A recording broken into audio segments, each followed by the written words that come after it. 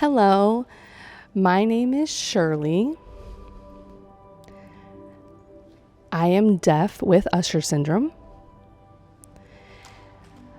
When I went to school, some of my deaf friends insulted me and they told me that I had horrible eyesight, but I had no idea. Well, I just stayed quiet. I didn't really let it bother me too much. And then when I was about 12 or 13 years old, I went to my mom and I told her what was going on. And she said, you will have to have eye surgery eventually when you get older. But she didn't really explain to me what was going on or anything about it, really.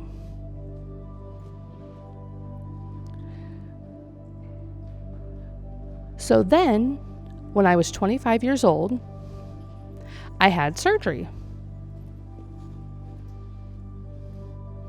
I was like, okay. But my daughter had to go and stay somewhere else for 3 months because I wasn't able to take care of her while I was recovering. Then 5 years later, I had surgery on my other eye. It was different. It was really bright this time. But again, my mom didn't really say much. She didn't tell me anything that was really going on. So I just, was patient during the healing process. All of my children grew up. And I decided that I wanted to go back to work. So VR came to help me. And they were trying to help me find a job. And they told me that I needed to go and see an eye doctor.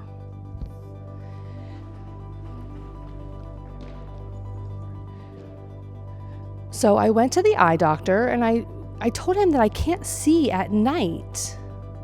So he wrote out this note for me because there was no interpreter. And the word was that I had this condition called regmentitis pigmentosus, but I didn't really know what that meant. I just told the doctor thank you and I went on my way.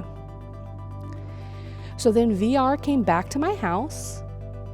And again, we were looking for a job and I showed them that note. But I didn't tell them, I said, I'm not really sure what this means.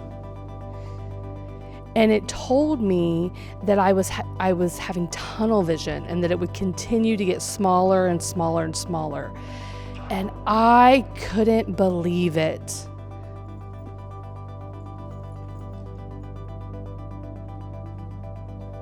So what we realized when I got that diagnosis that my mom had known since I was 12, but she had never told me. And I was so upset about that. I didn't know why my mom didn't tell me that.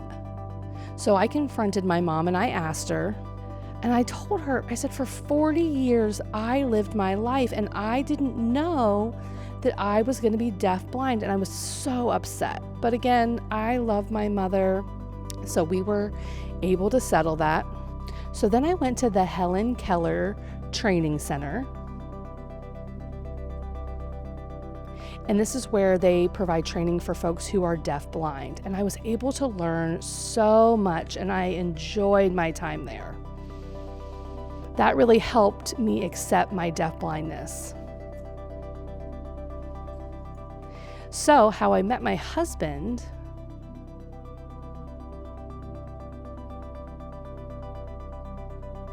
So how we met is a bunch of deaf people came together for an event every year. It was always on Father's Day, and it was a picnic event. So I went, and I was sitting there, and this man crumbled up this piece of paper and threw it at me. And I looked at him, and I just continued to eating, and I kind of waved a little bit. And, he told me that his name was Walter. And he said, my friend told me that your name was Shirley. Is that right? I said, yeah, that's my name. But I kind of, from that moment on, we started dating and we've been together ever since.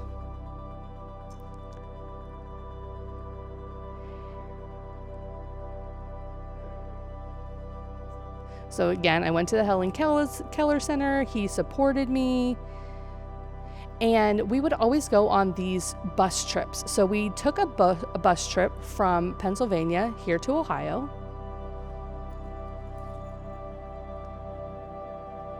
And I realized that the deaf community here in Ohio was really great. One of my husband's friends, who they had went to school together, he lived here in Ohio. And so he gave us a tour of the facility. And my husband just loved it.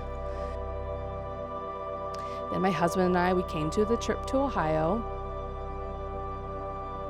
We really enjoyed it.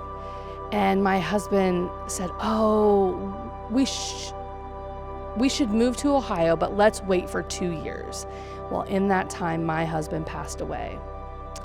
We had 47 wonderful years together. And so after my husband passed away, my children wanted me to move in with them. And I graciously told them all, no, thank you, that I was going to move to Ohio. And at first they were a little disappointed, but I moved and I was able to live independently. And my children, once they saw it, they loved it. You know, I got to have an SSP who was able to support me so much. And that helps me to continue to be independent. And I have a very happy life here. I have been here 20 years. I'm old now. I'm 88. But I'm happy. I'm happy to be here.